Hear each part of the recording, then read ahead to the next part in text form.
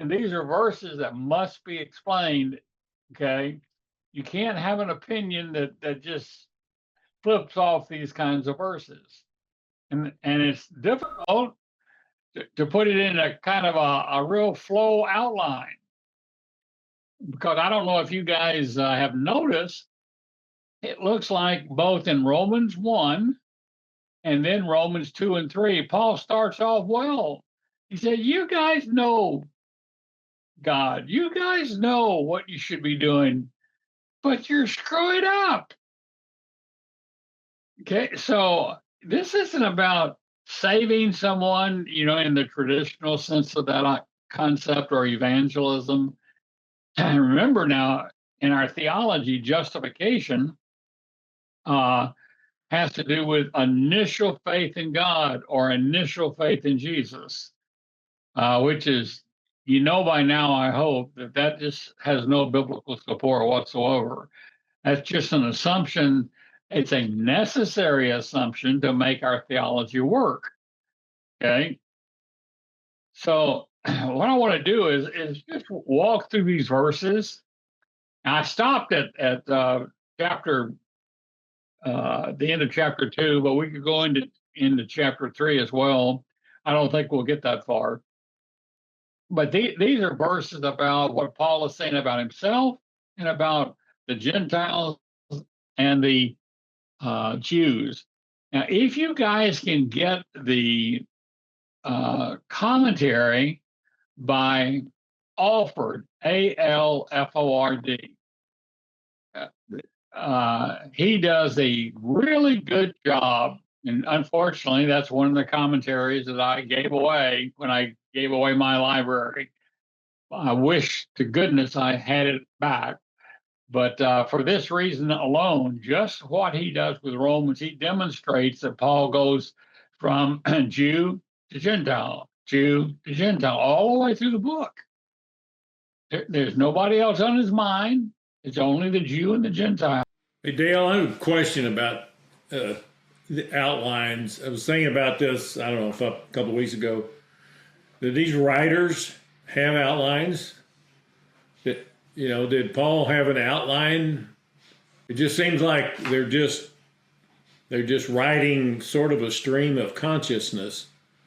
In some ways, sometimes it's kind of more destructive almost to try to force it to fit an outline. Yeah, well, you can't have a preconceived outline. That's why we're doing what we're doing this morning. We're looking at these verses. I've got to make sure these verses are part of how I construct the outline. The outline's got to reflect all these verses. Okay, if it doesn't, it's going to be weak to the extent that it doesn't. Okay, and what you're going to see is, and it's amazing. It just doesn't fit, the typical nice little theological outline that we've been given. So let's start with this. Turn over to Romans chapter 1 and look at verses 5 and 6. Okay. Romans 1:5. That's starting in the middle of a sentence, but like Paul does, you got to go back to verse 1 to get the beginning of his thought, because it goes all the way. It just, he keeps going. But the point I want to make here is, Paul says, we have received grace and apostleship to bring about the obedience of faith among all the Gentiles. And that little phrase, obedience of faith, what do you think about that? Why say it that way? Obedience of faith. What is obedience of faith? Why not obedience to the law? That would have made all the Jews happy. But he didn't say that. And you're going to see in a minute that Paul suggests that, guess what? His faith and their faith may not be exactly the same, so that they could encourage one another. Because I got something that you don't have, so let me share what I've got that you might need, and then you share with me what you got that I might need. Because look at we're getting ahead of ourselves, but verses 11 and 12. For I long to see you in order that I may impart some spiritual gift to you that you may be established. So they need this to be established. That is, verse 13 to verse 12.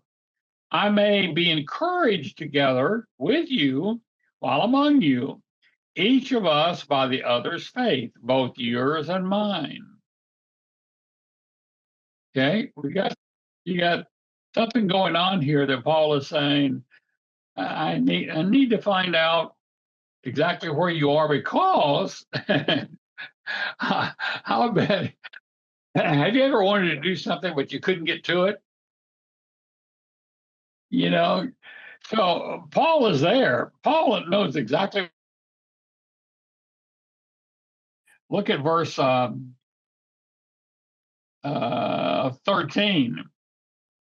And I do not want you to be unaware, brethren, that often I plan to come to you, but I've been prevented thus far.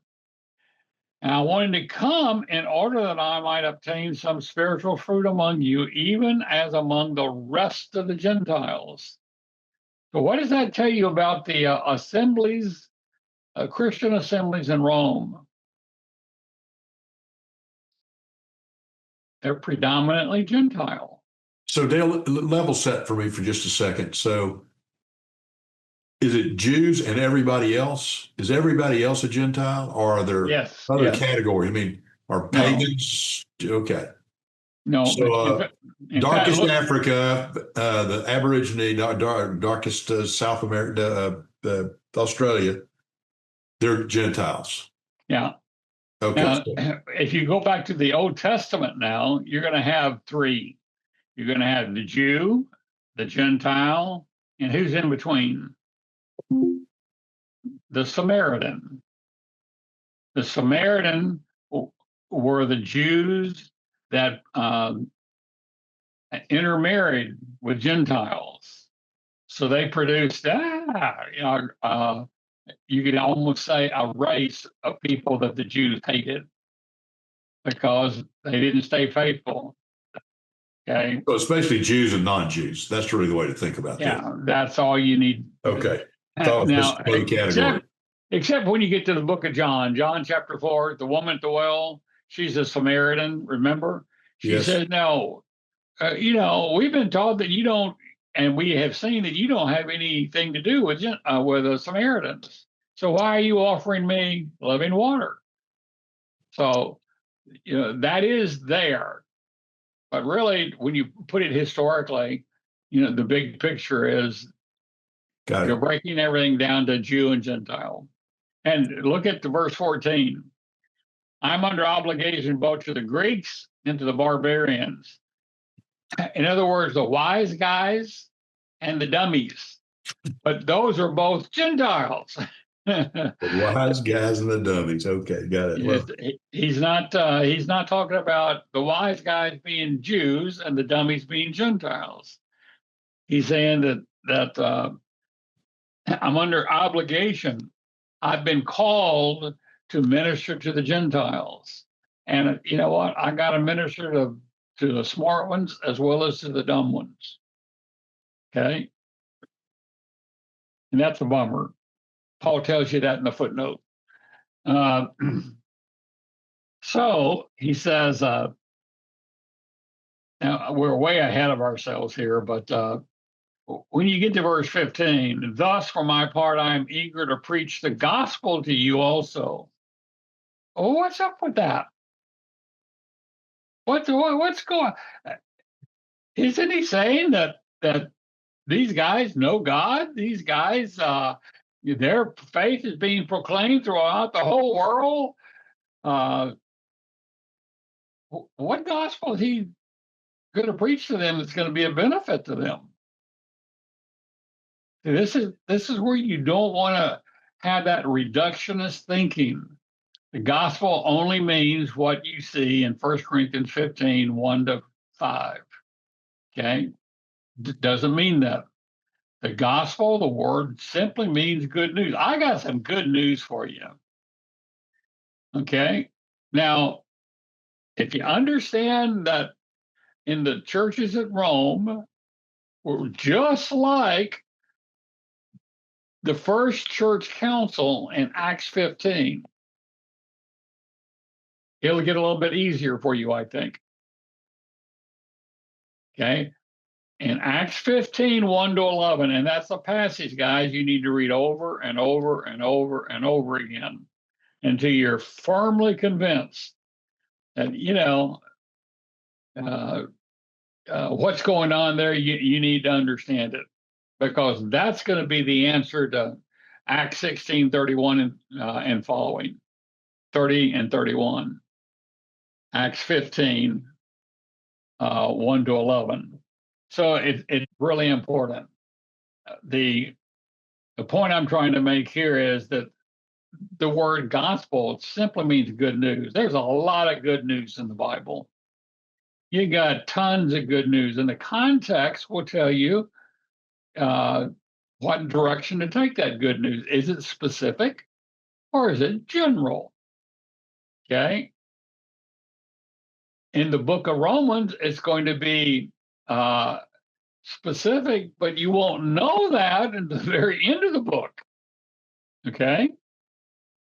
So you gotta kind of tame your horses until the end of the book.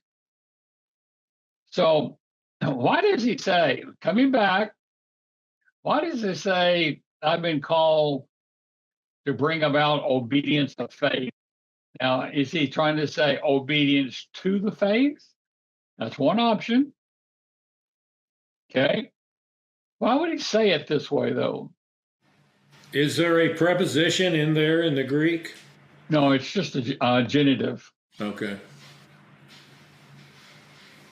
So what you're gonna say, the genitive, it can be an objective genitive, so it would be obedience to the faith, or it can be a subjective genitive, which means the faith is going to bring about the obedience. Okay. So once again, I remember being in seminary, and we were kind of laughing. And this is the first seminary that I went to.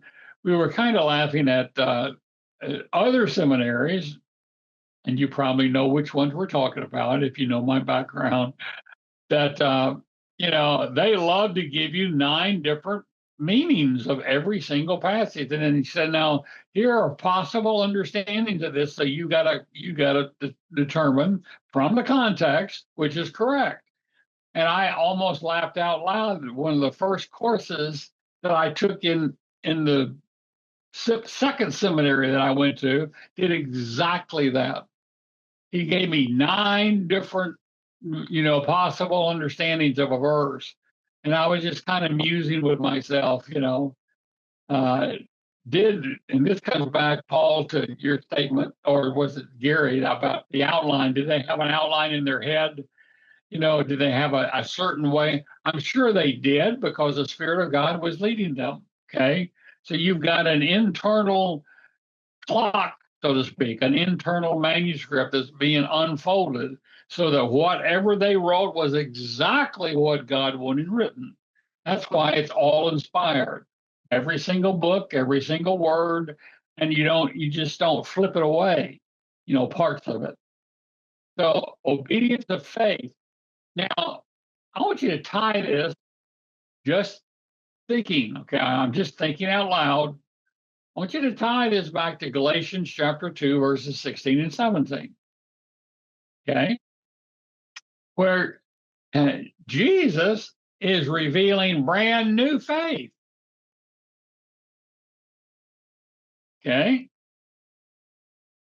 And remember, if Galatians is the introduction to the book of Romans, it is more than just possible.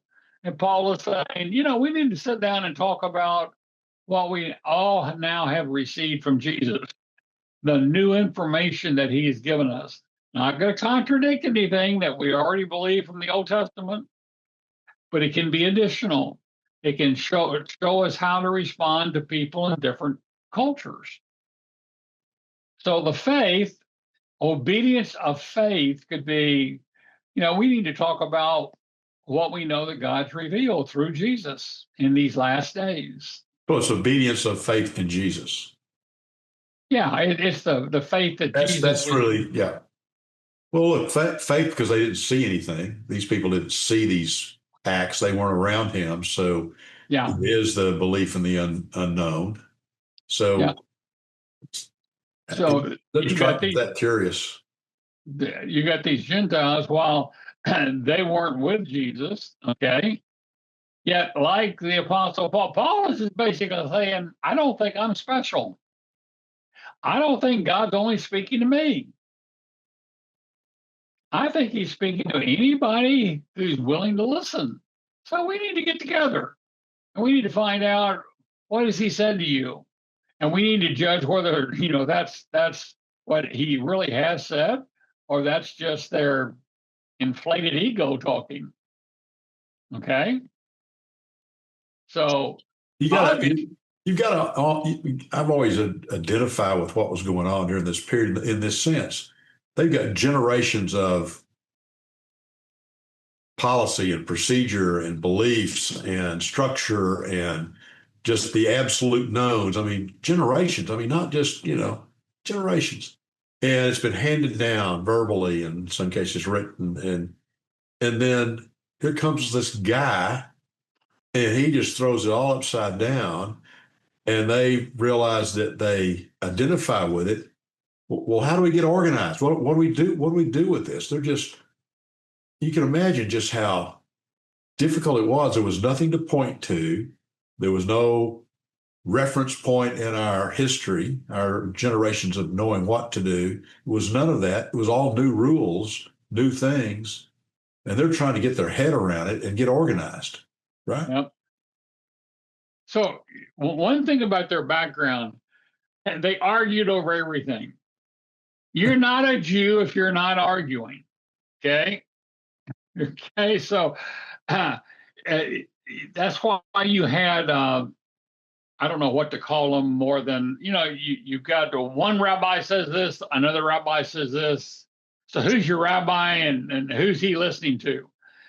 Then there are, more important rabbis that are older, that have been along. So they're all arguing over, what the scriptures mean. So are you talking about right now?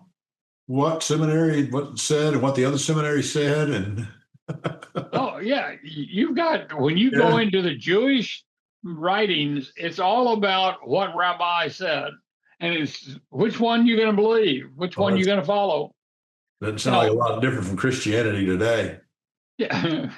Remember, Paul even said, who taught me? Gamaliel, who was the son of Hillel. Okay. And he's one of the big dudes. He's one, what would he be like? He would be like the big mega church preachers today, I guess I could liken him to. Everybody listens to so-and-so. Okay. Well, you better be sure he's right, because you're going to give an account for following him. That's why being smart, being clever, that can be a real detriment.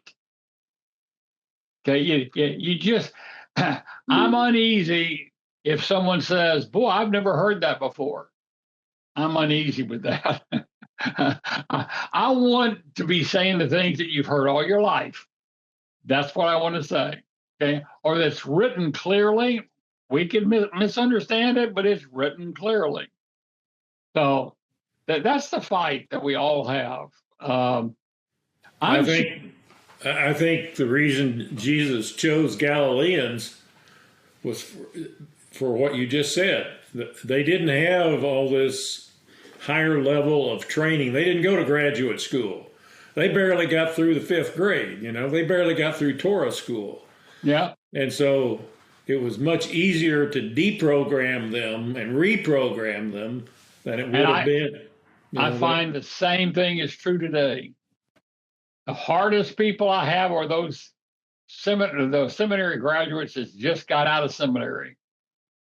They're not open to anything other than what their professors taught them in that seminary. Trust me, I was one of them. I was not open to, I had the best teachers in the world. I'm seriously.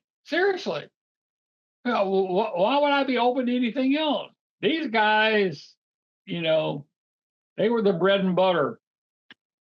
So then to say that, guess what? Maybe what they taught was wrong and they didn't even know it. They didn't realize it. Boy, that'll turn your crank, at least for a while. You know what Mark Twain said, right? It's not what you don't know that gets you in trouble. It's what you know for sure that just ain't so. I like that. Guys, I can't tell you how hard it is to even just talk to people that you're good friends with if you want to broach any of these subjects. It's hard to get a good open dialogue going. All right. So Paul says, I've been trying to get to Rome and I've been hindered, verse 13. But now look at verse 8, Romans 1:8.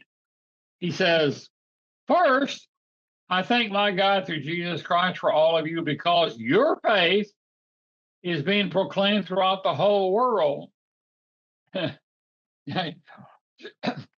Just as a practicality, if Paul knows that, you know what, they're really doing a good job, they're sharing their faith, we better make sure that their faith is a good one.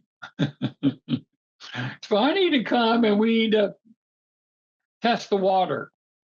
We need to see if our gospels match up.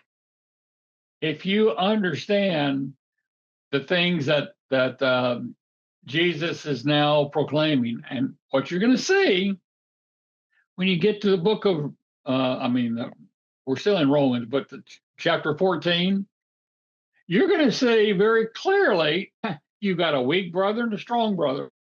They're not agreeing. Okay. The strong brothers are basically your Gentiles, not your Jews.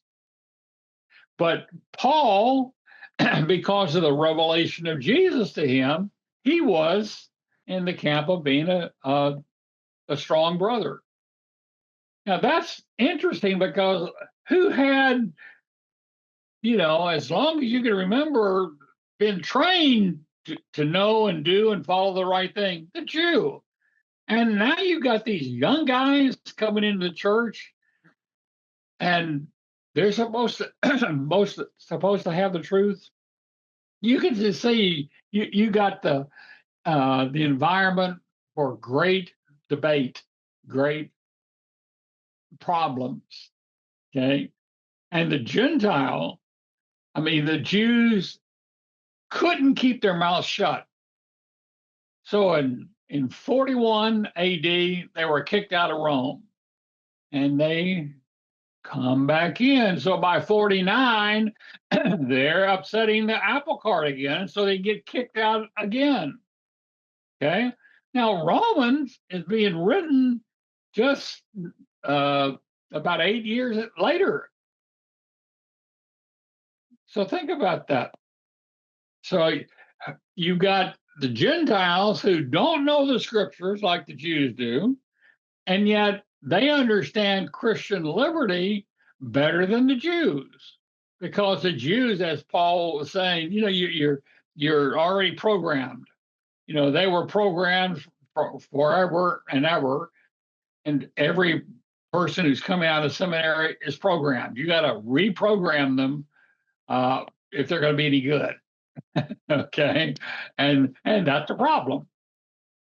No, it's the same comment I always make. I mean, you just got to give this whole situation a real circumspect kind of view. I mean, Yeah. You're going against traditions of generations with a whole new set of rules and thoughts and beliefs.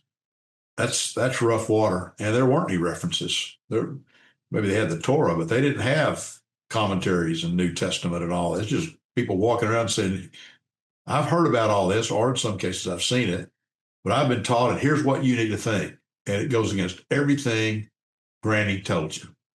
Yeah. Yeah. You just got to realize how difficult daily life might have been, because everything, all the foundations you had, all the things that made you comfortable in the way you behave day to day, out the door. It's tough. Yeah. Yeah.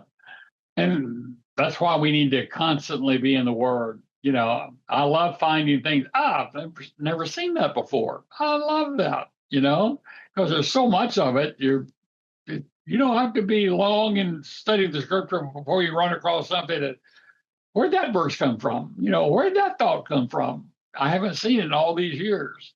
So that's. Well, you can imagine what an inspiration that is for the rest of us who feel like we don't know anything. Everything is sort of like, oh my gosh, this is all, I've never seen this. I never understood it this way. So to hear the master having the exact same, hey, here's a new one for you. Remember, I'm looking at your 2013 outline as we're going through this today. It's pretty interesting. Comments I've written out in the margins out here. The big outline. Let me ask you this question: do you have what are the major points? Roman numeral is the prologue. Numeral 1. Yes. Roman numeral 2 is what? I gotta go find that section. Hold on, just a second. So it starts off with Paul's authorship being confirmed. Then he goes to Paul's pre-conversion, background renewed. Then the chronology of Paul's life. This is all in your Book of Romans outlines. Yeah. Yeah. Roman numeral 2, the historical background of the Book of Romans is what it was. Yeah. Keep going until you get to the text. Roman 3, the purpose and theme of the Book of Romans. That's keep going. Keep going. The theme. Okay. Prologue says, salutation of the Romans, strategy to come to Rome, the theme of the book. And then it goes down to the doctrine of justification by faith. There you go. See, notice that every point after that, it's all theological. We got the doctrine of justification. We got the doctrine of sanctification, the doctrine of dispensation. All that's just, we're reading into a theology. And I'm not trying to say that there is nothing about those topics in those passages, but he's not trying to give me a doctrine of justification. Okay. He's not trying to give me a doctrine of sanctification. Yet there's those ideas are legitimate in those passages, but there's more to it than that. So, all right. Coming back to Romans 11 and chapter 1, verses 11 and 12. Notice that Paul says, I want to come to you to establish you, each by the other's faith. Okay. And we got to make sure that we don't understand that, well, this was, everybody believed the same thing. No, they really didn't. Okay. You're trying to make a transition from an economy that was made to guard and protect the Jewish people and their belief system to one that's open now to the rest of the world. So you're going to let the world in, things are going to change. Okay? And how much change can you endure? Did you see the Fiddler on the Roof? Remember the last daughter? If I give any further, I'll break. I can't go any further. That's a reality, because, your whole faith system is being confronted. So here Paul says, we need to be encouraged each by the other's faith. See, if the faiths were the same, then there would be no encouragement other than, oh, okay, you believe the same thing I do. And I think he means much more than that. He says, tell me about what God has shown you. So then look at verse 13. He said, I want to obtain some fruit among you, even as I have the rest of the Gentiles. This is telling you that the churches, plural, home churches in Rome were mostly Gentiles. Not to say that you didn't have Jews, you did. The Jewish people were the weak brothers because their law kept them with a mindset that now Jesus is trying to break them out of that mindset. Okay. And if you remember, this is what Stephen got martyred in Acts chapter 6 and 7. He was way ahead of the apostles. He said, I can see where this is going. And so as he started, preaching on that and doing some miracles, I mean, they hammered him. Okay. Paul does the same thing.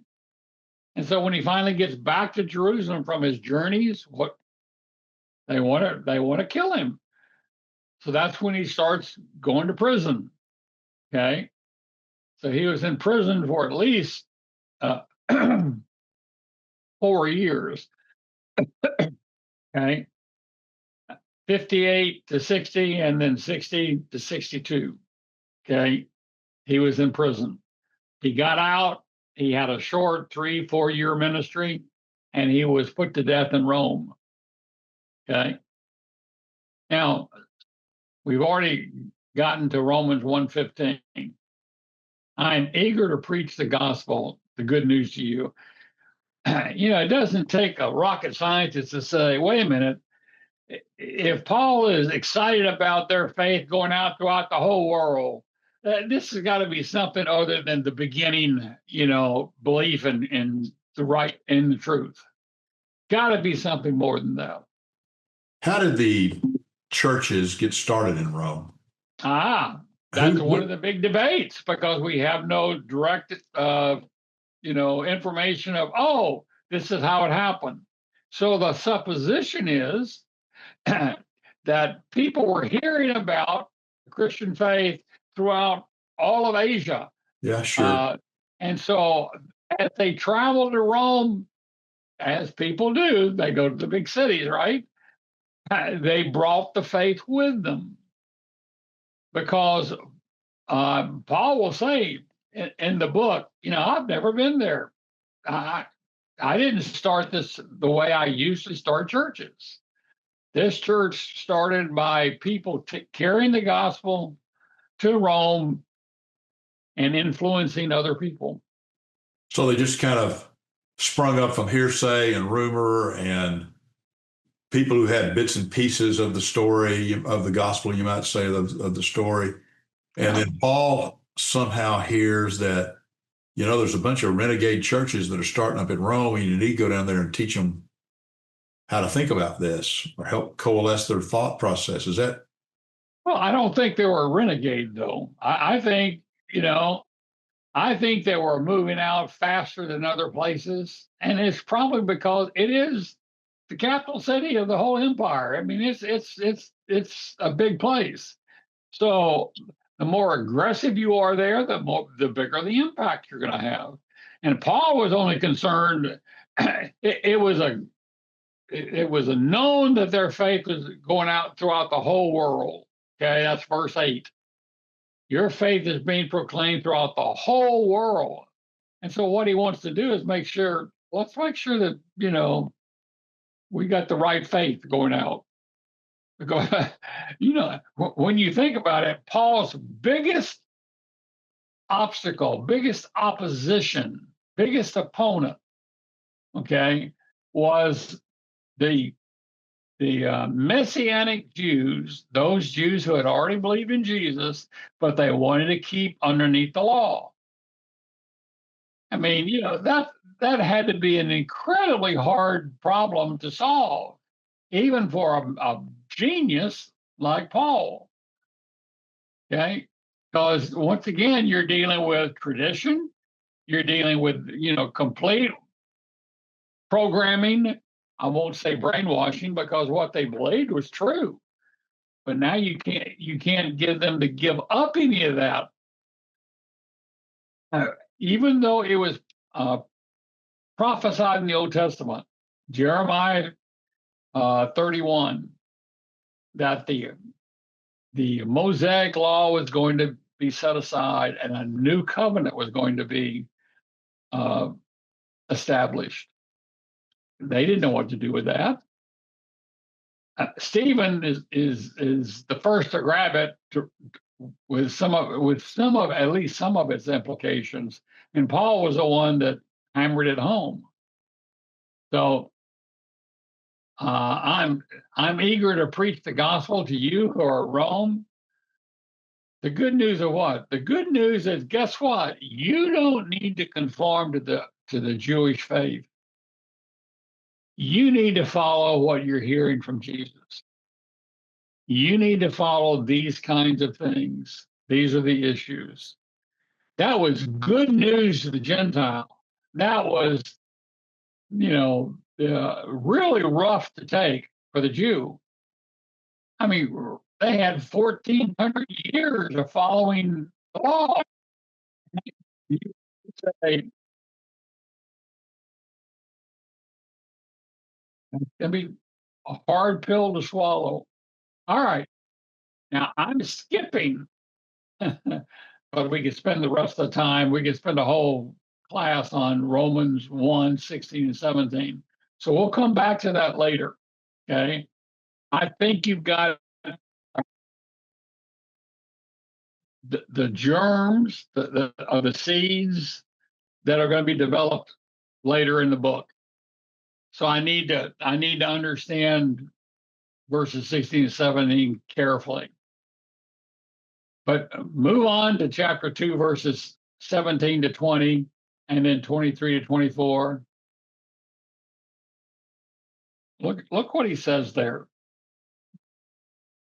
17 to 20. If you who bear the name Jew and rely upon the law and you boast in God, you know his will and approve the things that are excellent, being instructed out of the law, and are confident that you yourselves are a guide to the blind, a light to those who are in darkness, a corrector of the foolish, a teacher of the immature, having in the law the embodiment of knowledge and of truth. Okay, notice this is what they thought. This is where they were. What you have here is that the Jewish people know so much that it's not all that way anymore. Now think about this. I, for a good time, I don't know how many years, but a good time thought, well, when the law was done aside, it was all done aside. Well, that doesn't seem to be the way it was when you read the scriptures more carefully. There are parts of the law that were done aside. There are other parts of the law that transitioned, went right into the new dispensation, the new thing that God was doing. So that's illustrated in the fact that 9 out of the 10 commandments go right into the New Testament. Okay, they're repeated, so we know that they're still part of God's will. But the passage that will clear up your nasal capacity is 1 Timothy chapter 1, verses 8 to 11. That passage very clearly said, and this is near the end of Paul's life. He said that we got people who want to be the great teachers and debaters of the law. Now, as long as you use the law lawfully, legitimately, hey, yeah. So put your brakes on. So there's part of the law that should be followed, yeah, but not all of it. And so the Jew would obviously say, no, wait a minute. Who are you to piecemeal this? Who gives you the right to take some of it away and not other parts of it? And there's no answer for that other than, guess what? Well, Jesus has come to show you how to reach the unreached, how to reach all the cultures in the world. So he sends in the Great Commission, go into all the nations, make disciples. In your outlines, there's a couple of insightful things. One, it said, Paul said, being entrusted with the law was a grand privilege over other nations. And then you went on to say, in the next section, it said, however, disobeying the law they'd been taught dishonored God. Yep. Well, that's a tough row to hoe right there. Yep. Come on, believe this, and you're going to dishonor God. Wow. Well, look at we started out with verses 17 to 19 or 17 to 20. Skip down and let's see. Verse 23. You who boast in the law, through your breaking of the law, are you dishonoring God? Do you dishonor God? And then he quotes the Old Testament. The name of God is blasphemed among the Gentiles because of you. So, you can't fight it if it's written in your own law. Yeah. Okay. Then, now, I don't know that I'm going to be able to convince you of much of anything here in verses 25 to 26, but there are two other key verses. Okay. 25.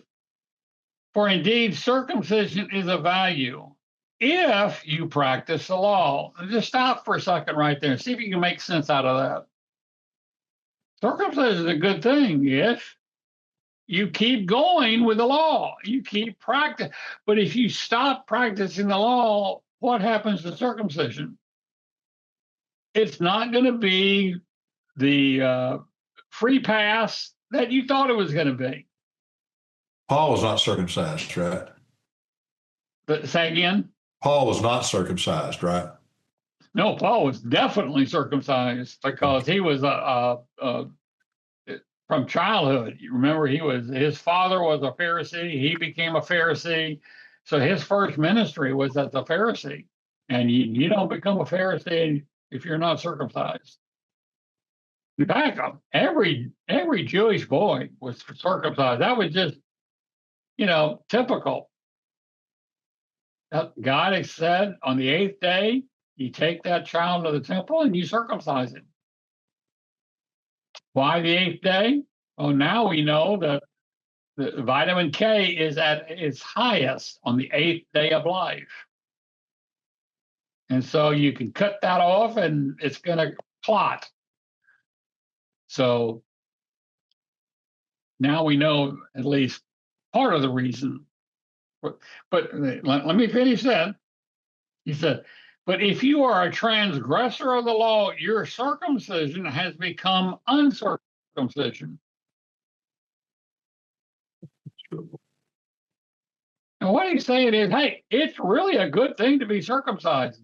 God had an intention for being circumcised, but you can't take this and then just live any way you want to live. You got to continue obeying the law for circumcision to be of value. Okay? Verse 26, if therefore the uncircumcised keep the requirements of the law, will not his uncircumcision be regarded as circumcision? Here's a guy that was never circumcised, and you're condemning him for that reason, but yet he's living a life in obedience to your law. He's better off than you are. If you're someone who is circumcised and then you're playing with the law, you're not being honest with the law. Okay, now skip down to chapter 3, verses 1 and 2. After Paul just kills them by saying, in verses 28 and 29, he says, circumcision is not really of the flesh. Okay, what we're trying to say is circumcision is something of the heart. So you can be circumcised in the flesh and be disobedient and it do you no good. Yeah, you said in your outline earlier it was an outward sign of an inward state. Yeah. Yeah. It's all about where the heart ought to be. Okay. So then look at this. So what advantage has a Jew? Or what benefit is circumcision? Because it sounds like not much. But Paul says, no, you're missing my point. First of all, it's great for the Jew because they were entrusted with the oracles of God. They had the written revelation of God. This is, by the way, this is the point that I focus on when we talk about them being the chosen people of God. They were chosen to receive and protect and pass on the law. Okay, that's what their job was. So now go to verse 9. What then? Are we better than the Gentiles? Not at all. For we have already charged that both Jews and Greeks or Gentiles are all under sin. Okay? What sin? We're not all committing the same sin. He's talking about something that's a master. This is called indwelling sin later in the book. Okay, we are all under this. The moment you sinned your first sin, you became dead. That part of your nature died, and it no longer does what it's supposed to do. Okay, no longer leads you to God, it leads you away from God. So if I let indwelling sin determine what I think, feel, do, I'll be contrary to God's will in each one of those areas. We are all under sin. Now, as it stands written, now he's going to pick all these verses out to show you that the people in Rome, both Jews and Gentiles, were all under sin. He is not trying, this is one of the key passages that's quoted to prove the doctrine of total depravity, and yet it doesn't even touch on that topic. We pulled it out of context. Okay, we're talking about the Jew and Gentile. Who has the better of it? The Jew should have had the better of it, but they didn't follow what they knew, what they had handed down to them. Okay, so when he says, there is none righteous, not even one, I think he's now talking to them personally. Okay, there's none right. You guys are fighting in the church over the issues of Christian liberty. The strong brother is demanding his way because he knows God's done with the law. I can go into the idol's temple and eat. I can drink strong drink. What else? I can eat catfish. I can do anything I want to do. Yeah, fish. You know? Yeah. So there is none righteous. There is none who understands. There is none who seeks for God. What he's saying there, you guys aren't seeking God's will in this matter. You just want your will. The weak brother didn't want the strong brother to exercise his liberty. The strong brother was condescending and looked down on the Jewish person who didn't feel like he had the capacity. He could do certain things because the law had taught him not to do them. Okay? So you can go all the way down this list, and it's the way the Church of Rome within itself, the Jews and the Gentiles were fighting each other all the way through. Okay, because you don't want to miss the fact, even though I didn't bring it up, in chapter 2, verse 13, actually, chapter 2, verses 1 to 16 can be summarized in verses 11, 12, and 13. There's no partiality with God. For all who have sinned without the law, there's your Gentiles, will perish without the law. They'll ruin themselves. Okay? That's the same word in John 3:16. That's the same word that's used of Jesus dying in Jerusalem. Same word, apolomai. So if you don't have the law, you could perish without the law. All who have sinned under the law will be judged by the law. For not the hearers of the law are just before God, but the doers of the law will be justified. So when someone tells you that justification doesn't involve works, you say, huh? I'm sorry. That just can't be true. But now here's what we do. See, verse 13 is pretty clear, right? Well, now look at chapter 3, verse 20. Because by the works of the law, no flesh will be justified in his sight. I thought he just got through saying the one who is obedient is justified.